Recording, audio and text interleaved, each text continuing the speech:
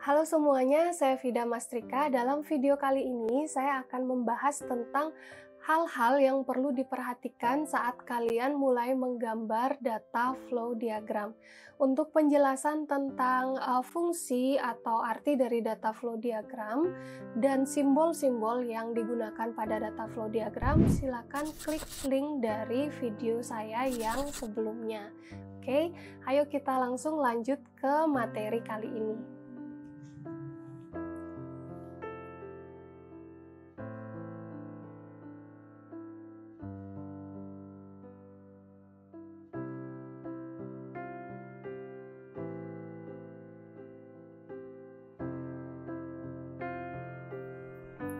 Oke, dalam video kali ini saya akan menjelaskan bagaimana syarat-syarat yang harus dipenuhi saat menggambar data flow diagram. Nah, review dulu, ini slide terakhir dari video saya sebelumnya.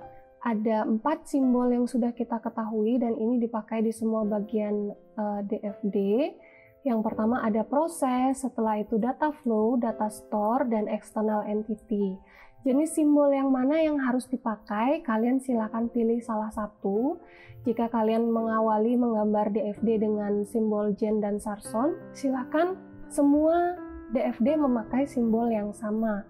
Kalau sudah memulai dengan DeMarco dan Jordan, silakan teruskan terus sampai diagram terakhir dengan simbol yang sama. Saya tidak sarankan untuk mencampur kedua simbol ini ya. Jadi silakan bisa pilih salah satu saja. Oke, nah ini saya akan mereview contoh-contoh yang mana yang benar, yang mana yang salah dari ketentuan-ketentuan yang sudah saya jelaskan di video sebelumnya. Nah, di sini ada proses ya. Ada proses, kita lihat satu-satu. Ini adalah contoh yang benar. Ini adalah contoh yang benar. Contohnya yang paling atas di sini ada satu proses yang namanya create invoice ya. Input data flow-nya adalah services perform.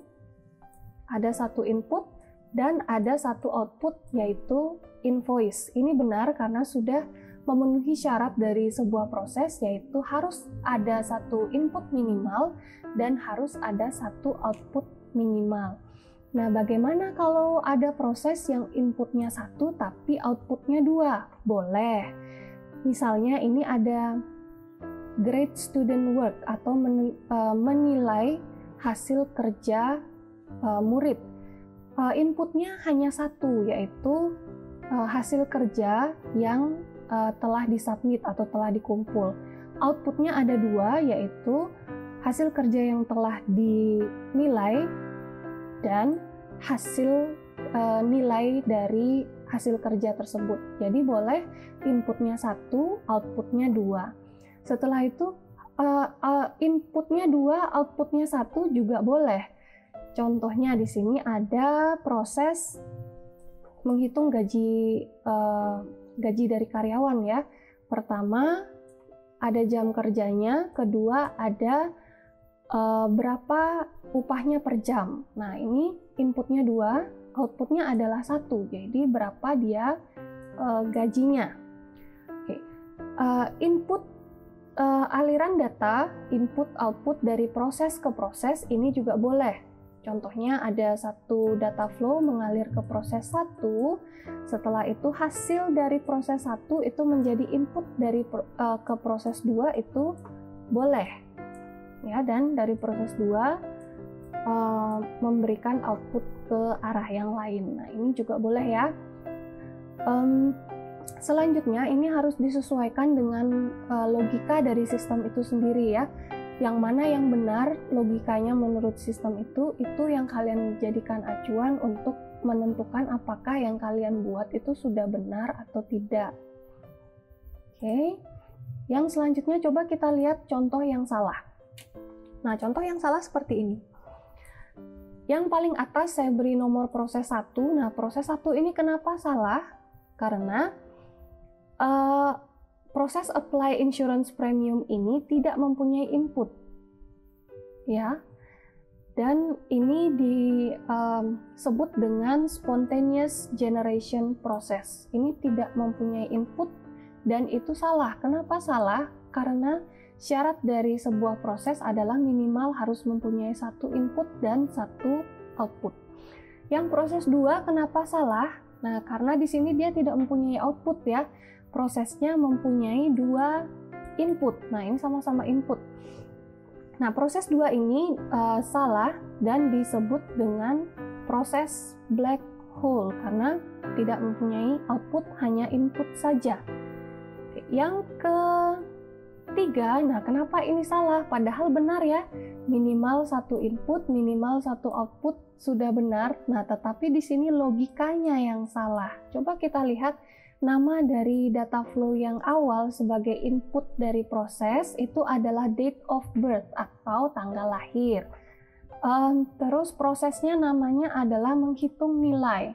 Setelah itu outputnya namanya adalah final grade atau nilai akhir. Nah, kita tahu date of birth atau tanggal lahir itu tidak akan cocok menjadi inputan dari calculate grade untuk menentukan final grade dari seorang student atau mahasiswa gitu ya. Makanya ini dianggap salah. Jadi yang seperti ini disebut dengan gray hole. Oke, sekarang kita berinteraksi dengan data store ya. Di sini kita berinteraksi dengan proses dengan data store yang ini yang benar. Oke. Dari proses 1 ke data store bisa, dari data store memberikan output langsung ke proses 2 bisa. Syaratnya dari data store adalah minimal mempunyai satu input dan satu output. Nah, ini sudah benar ya, satu input dan satu output. Sekarang bolehkah inputnya 1 tapi outputnya inputnya 2 tapi outputnya 1? Boleh. Jadi data store nomor 2 di sini menerima input dari proses 3 misalnya dan input dari proses 4. Ini input, ini input. Oke. Dan data store ini dipakai untuk menjalankan proses nomor 4. Nah, ini bisa. Jadi menerima 2 input dan memberikan satu output. Nah, kalau misalnya satu outputnya ini ke proses lain gimana? Boleh nggak? Boleh. Ya, yang penting ada satu input, satu output. Alirannya ke proses mana itu tidak akan menjadi masalah, asalkan sesuai dengan logika dari sistem yang kalian rancang. Oke, yang ini juga 2 input dan 1 output ya. Ini outputnya ke proses yang lain dan itu masih benar ya, sesuai dengan logika yang kalian tetapkan di sistem kalian. Bagaimana yang salah?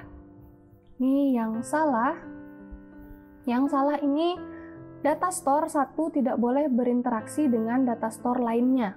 Tidak boleh langsung seperti ini ya, harus ada proses di tengah-tengahnya. Oke. Yang ini salah, kenapa? Karena hanya menerima satu input. Yang ini kenapa salah? Karena hanya memberikan satu output. Di sini harusnya dia ada output kemana, dan ini harusnya ada yang memberikan input ke data store karena itu adalah syarat minimum dari data store. Oke, sekarang ini adalah interaksi dengan entitas luar dan ini adalah yang benar. Entitas luar bisa langsung berinteraksi dengan proses. Oke. Memberikan input ke proses bisa, entitas luar bisa menerima output dari proses, dan juga entitas luar bisa memberikan input sekaligus menerima output dari proses. Gimana kalau jumlah input dan outputnya nggak sama? Ya nggak apa-apa, sesuai dengan logika dari sistem kalian lagi kembali ya. Kalau inputnya cuma 1 terus outputnya lebih banyak, itu tidak apa, yang penting sesuai dengan alurnya ya. Nah, yang seperti ini juga benar.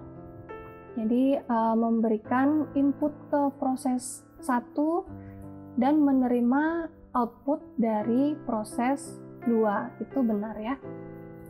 Oke, selanjutnya kita cek yang salah. Sekarang ini yang salah. External entity tidak boleh langsung berinteraksi dengan external entity lain. Nah, namanya juga ini adalah sistem yang terkomputerisasi, makanya harus ada proses di tengah-tengahnya di sini. Sama seperti data store ya, tidak mungkin data store-nya bisa otomatis berkomunikasi dengan data store lainnya tanpa ada proses di tengahnya. Selanjutnya, customer atau entitas luar itu tidak bisa langsung memberikan input ke data store. Tetap harus ada proses yang ada di tengahnya, nanti prosesnya yang ngasih input ke data store.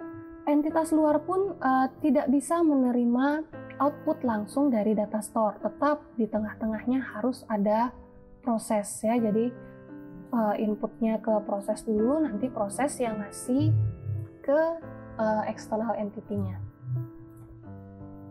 Nah, ini dia. Yang mana yang boleh, yang mana nggak boleh berhubungan. Dari proses ke proses boleh, dari proses ke external entity boleh, proses ke data store boleh. Yang nggak boleh adalah dari external entity ke sama-sama external entity, dari external entity ke data store tidak boleh langsung, dari data store ke data store lainnya langsung itu juga tidak boleh ya. Oke, semoga materi kali ini sangat bermanfaat untuk kalian untuk mempersiapkan bagaimana caranya menggambar data flow diagram. Video selanjutnya saya akan membahas bagaimana caranya menyusun konteks diagram. Konteks diagram tersebut adalah DFD atau bagian dari DFD yang paling general. Jadi levelnya yang paling tinggi adalah konteks diagram. Oke, sampai ketemu di video saya yang lain.